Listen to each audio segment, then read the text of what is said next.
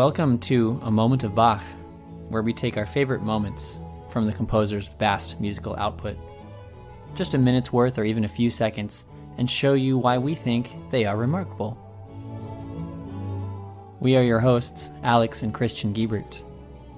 Today's moment is from the very beginning of the first movement, the Overture, to the cantata Nun komm, der Heiden Heiland, BWV 61.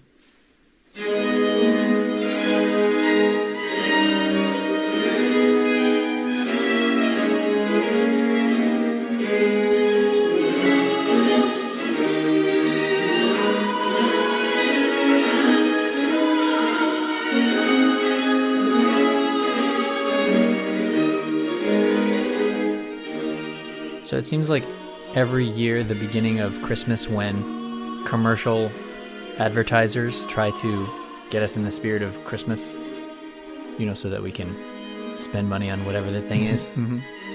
It's always earlier and earlier.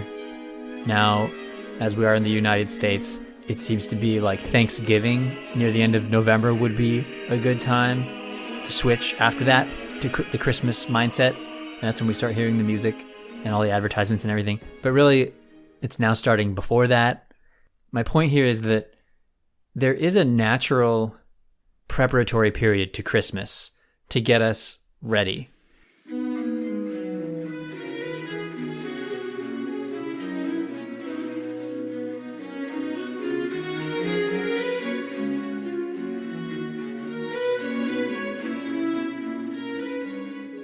Even though this year, if you're listening to this podcast as it drops, the Christmas season is over, but we'll get to that in a second. There are certain things that will get you in the spirit of Christmas, whether you want it to be yet or not. And there are certain moments where you expect those things to happen.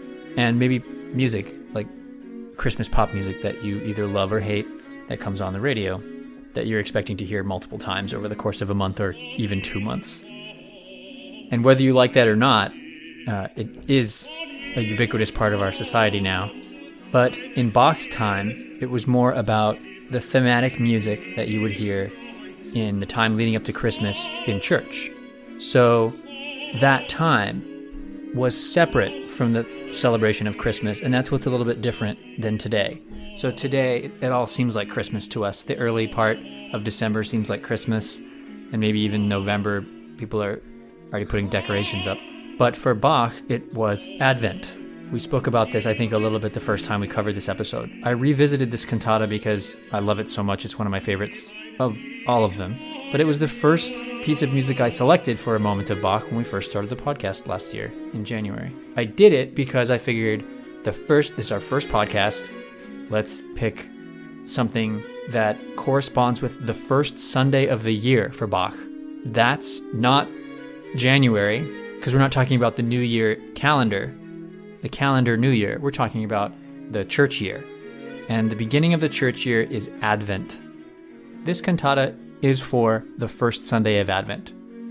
So just like we are hearing Christmas music in December or even November popping up all over the place, you would hear, and actually you would expect to hear, this song sung or heard around this time, on this actual Sunday, if you lived in one of these villages.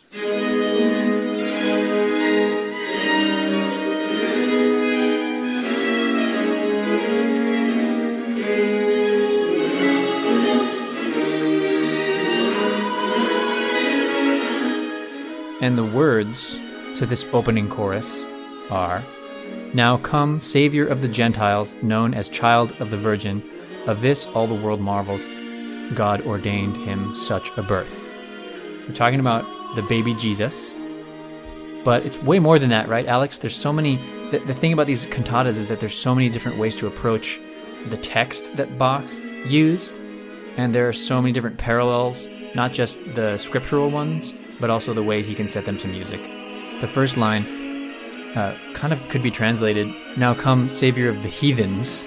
Yeah, we don't do that anymore. We don't say heathen to translate these words yet. In English, we translate this, Savior of the nations come.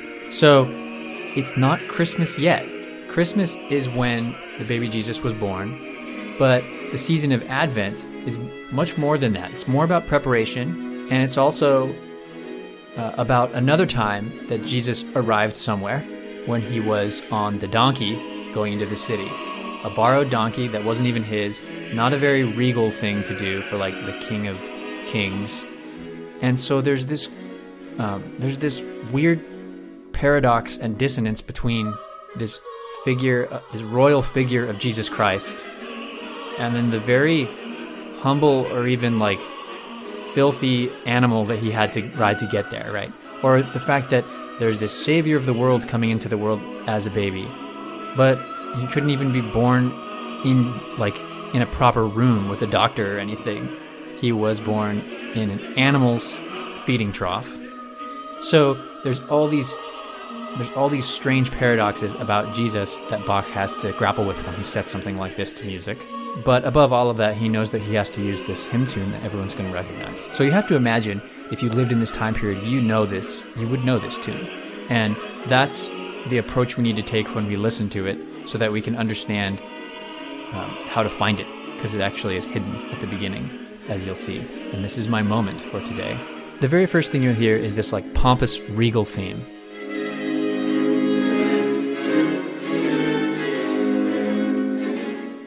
And it has this stately figure to it. Dun, da dun, da dun.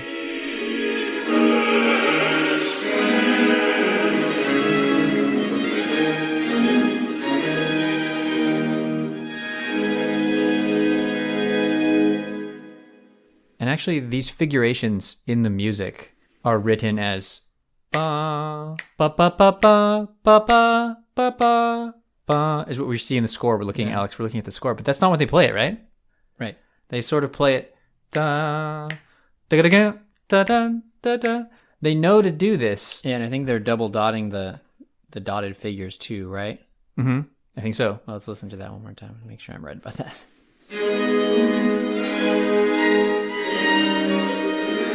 Yeah. Definitely at least adding something. Right. So that's like stretching out the fanfare figure a little bit and then making the shorter notes even shorter. Bum, ba-dum, ba-dum. And this gives it sort of a French royal court style, and that's why it's written overture, and this was very much on purpose. Overture is actually marked, Bach wrote it in the score. It says overture. And this means that there is a royal figure approaching. That's the symbolism going on here. Yeah, it's easy to look past that because nowadays we might associate that term with like musical theater or something. You know, like overture. It's what you hear at the beginning, and it has all the themes of the musical or whatever. But this, like you say, Christian, this meant royalty. Yeah, instead of like now we think of it as like it's the introduction to something else, like an opera or something. Sure. Yeah. But no, it used to mean introduction to the king coming, like arriving, and it's a big deal. And similarly, these fanfare figures that you're hearing, those rhythms and just the whole sound of this signifies a royal entrance. But there's also a very sincere simplicity about this melody by itself, unadorned. If it was just being sung as an isolated chant.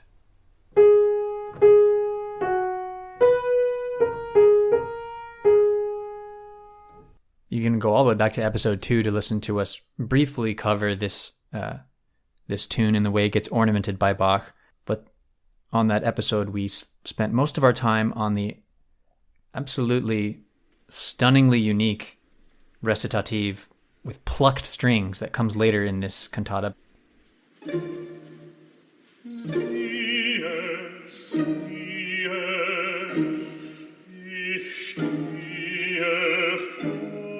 What's going to be my moment of the day here is this very beginning. It takes a second to discover what's going on here, but we have a 3-measure opening.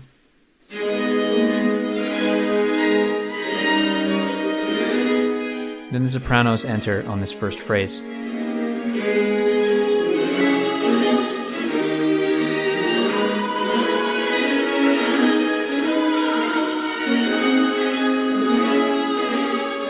Then the altos sing that first phrase a bit lower.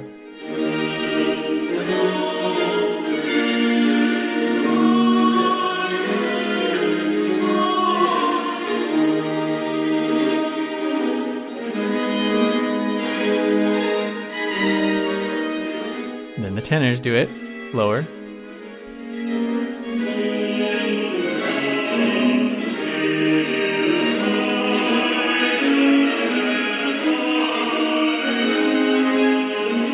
And then finally the basses do it lowest.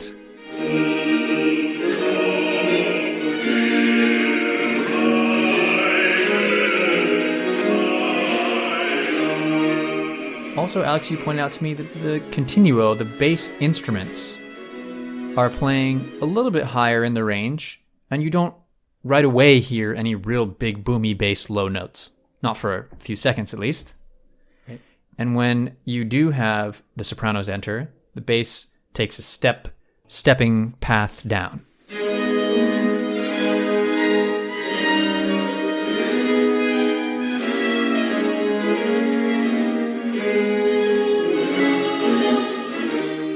I wonder if this was on purpose. All of this stuff. I'm going to say yes, it was on purpose.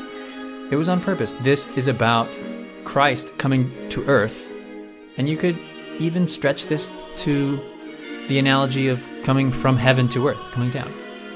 This is an Advent theme. The idea that Jesus Christ came down to earth and humbled himself.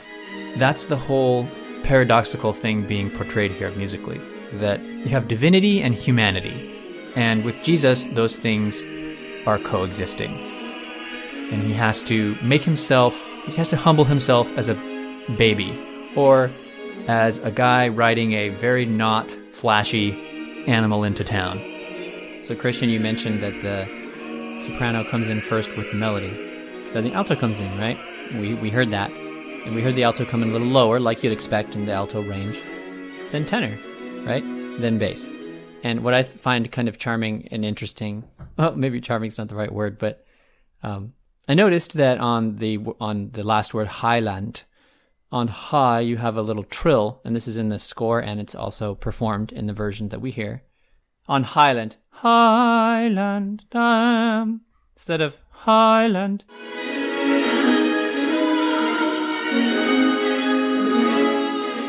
That trill is marked by Bach on each of these four entrances, except for the last one. He didn't put it in the bass one. Did he do that on purpose? Unknown. Yeah, but actually, this we don't know, because it seems like maybe he forgot to put that in his manuscript, but they do perform it that way with the trill in the Netherlands Bach Society recording. Right, but it's not in the original. That's like that's a good educated guess, that it was just a mistake, and he just forgot to write that in the manuscript. But again, we've talked about this before, but again, you can always find the manuscripts, or for almost everything, I think. You could find the manuscripts of Bach's own handwriting, and he happens to have really beautiful handwriting when it comes to the notes on the page and the way they look. It's really nice. It's fun to follow along on that. Yeah. And that beautiful ornamentation occurs on the word Savior. Yeah. Whereas the strange melodic dissonant leap occurs up to the word heathen. Right. And that, even though we give Bach a lot of credit for word painting, that is not his choice. That's how the melody goes to this tune, with those words already before he said it. Yeah. And that again comes back to the whole thing where let's imagine, as we listen to this, that we know this tune already. That will give us a more holistic understanding of Bach's composition here. Which leads me to the main moment, which is something that I didn't catch the very first time, and I'm sure that it takes a little bit of work to catch, unless, like we keep saying, you know this tune already. And then you will eventually get it. And it is right at the beginning.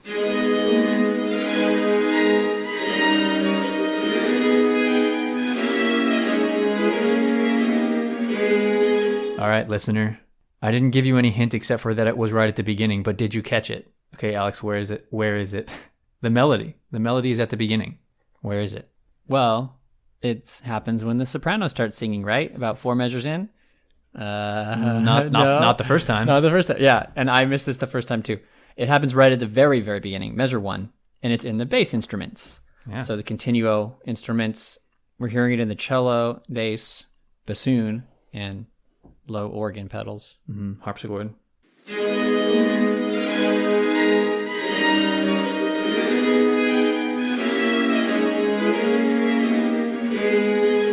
And it's ornamented a little bit. Which is nice because it gives the piece a little bit of momentum right off the bat, instead of the bass instruments being relegated to just playing a typical bass line that's not as interesting. They get this melody right at the beginning, which gives it, I don't know, some sort of.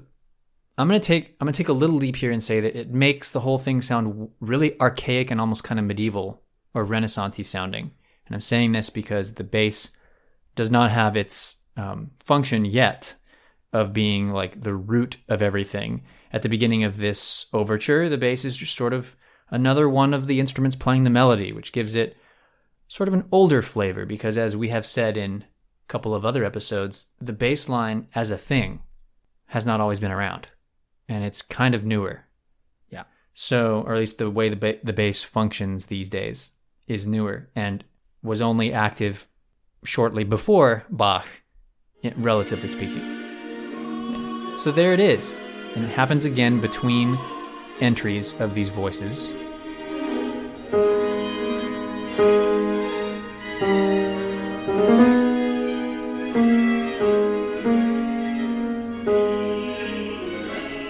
This is a work by a very young J.S. Bach. I think later, if he had written this, he would have busied up the counterpoint some more at the beginning, but it's pretty nice and stark that you just have soprano sing the melody, the phrase, alto sing the phrase, soprano stop, and then just tenors, and then just basses. It's kind of remarkable that those voice parts are just so clearly divided. Yeah. A lot of times you would expect from Bach an overture like this to have very complicated counterpoint between all 4 voices right off the bat, but it's not like that here. It's pretty cut and dry, the sections. Then you've got a second phrase of music, which is all just set very vertically with the choir, just everyone singing it all at the same time.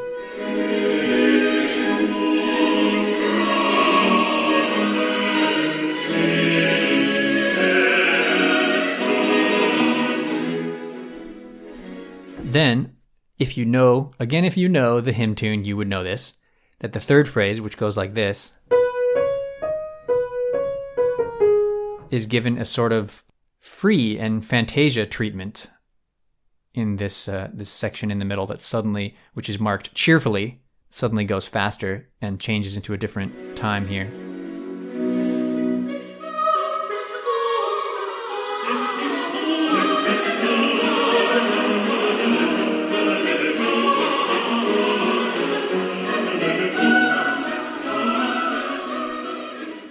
It's a great moment when it goes back into the original sound, like it goes back into 4/4 time, and it just feels like when the feel just suddenly changes there.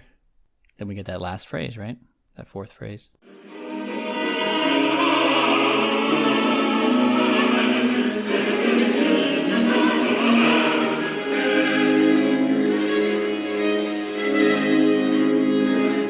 And then it wraps up real quickly with the 4th phrase.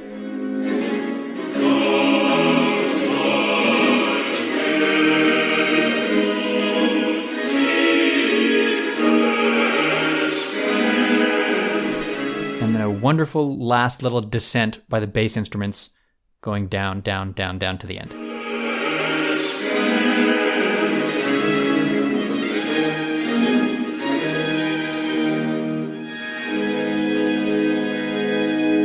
Definitely not on accident, again, with the whole stepping down thing. That is the Advent theme. Yep. And that final descent of the divine coming to unite with the human at the end. Yeah, and that final continuo line as it floats up high and then slowly makes its way down to the low note.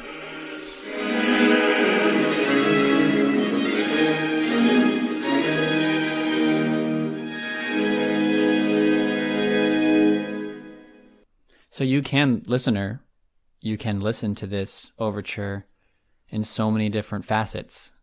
You can listen to it and just listen to the vocal parts and how they are split at the beginning with just soprano, just alto, tenor, bass, and then they're all together, and then they have counterpoint on the third line and then the fourth line together. You could listen to just the bass and you can hear how it kind of starts up high and then slowly as the vocal parts go lower, right? Soprano, alto, tenor, then bass comes in. That continual line that's happening in the bass instruments is slowly making its way down as it moves. And then by the time you hit the third line, it goes all the way down. You could listen for that. Or you could listen for the rhythms, the fanfare rhythms, and how they are interplayed within the string parts. There's a lot going on in the strings here. I mean, a lot of times there's 2 separate violin parts and a viola part, plus the continuo. And in this particular movement, we have that plus an extra independent viola part. Bach just had an extra part going there, just adding more complexity. So you could listen to the inner lines, especially the viola lines, if that's what you're going for. It's kind of cool. Yeah. You could listen for the trills in the vocal parts that we talked about. There's also trills in the violin parts that happen frequently. There's a lot of things, just as always, there's a lot of things to be listening for, and it's what gives this music its richness and its replayability. And if you know German, or if you have a translation in front of you, you can listen for the word painting that happens in here too. It's always the case with Bach that he's paying attention to the words, and he's setting it in a certain way for a reason. What does that last phrase mean? Gott solche Geburt ihm bestellt.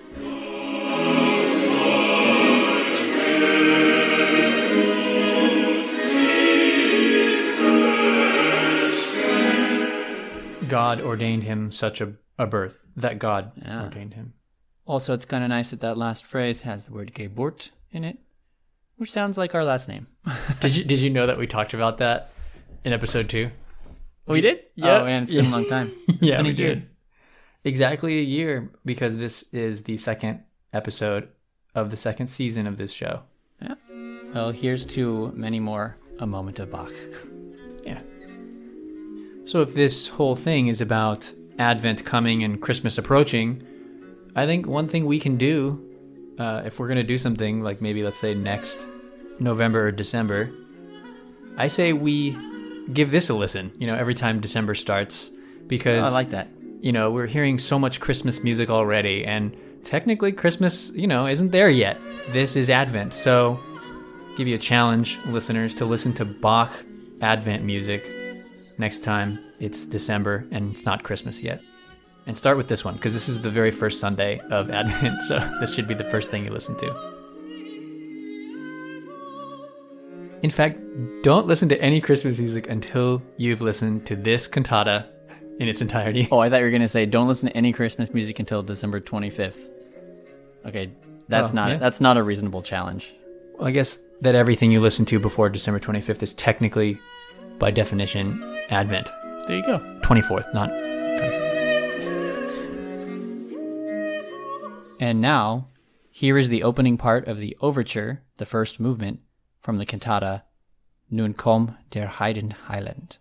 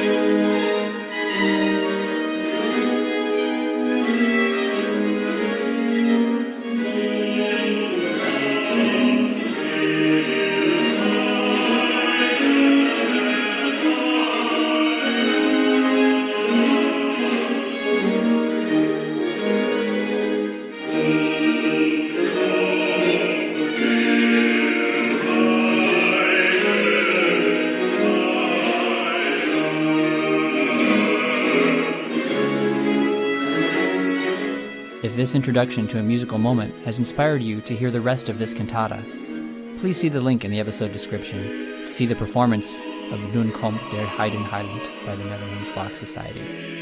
Do you want to hear our new episodes as we release them? Find us on your podcast app and hit subscribe.